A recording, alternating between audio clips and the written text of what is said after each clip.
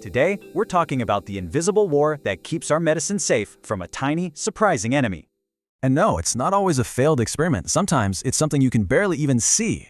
Take this plant in Indiana. It had a huge problem that got federal regulators knocking at its door. So the FDA slapped them with something called an OAI label. But what does that even mean? It's basically the FDA's most serious warning. It means things are really wrong and need to be fixed fast. Inspectors found pest infestations and even cat and human hair in super-sensitive, sterile areas. Yikes. And the worst part? The official report said they couldn't even figure out where it was all coming from. But this wasn't just a one-off problem. Every single pharmaceutical plant faces this constant threat. Meet the usual suspects. These are the common intruders, and any one of them can cause total chaos. Just think about it. You've got this perfectly clean environment, and then pests bring in absolute filth. A single housefly can carry over 100 different germs. And that's before we even talk about roaches or rodents. Because the danger is so real, the FDA has a very simple rule: zero tolerance. Pests are not allowed, period. So, with a zero tolerance policy in place, how do you fight back? Well, you can't just guess. You need a plan.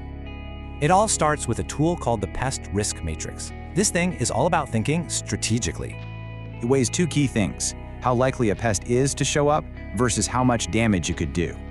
It's a 4-step playbook. Know your enemy, size up the threat, map the risks, and then attack what matters most. But a plan is just paper. The building itself has to become an actual fortress against these invaders. And one of the coolest defenses is completely invisible. It's called a pressure cascade. Air pressure is highest in the clean rooms, so air is always flowing out. It's basically a one-way door for contaminants. And every single crack gets sealed shut. We're talking completely airtight. Nothing gets through. On top of all that, you have more layers of defense: intense cleaning, strict rules, and expert monitoring. Okay, so the fortress is built. But how do you know if it's actually working? You have to prove it.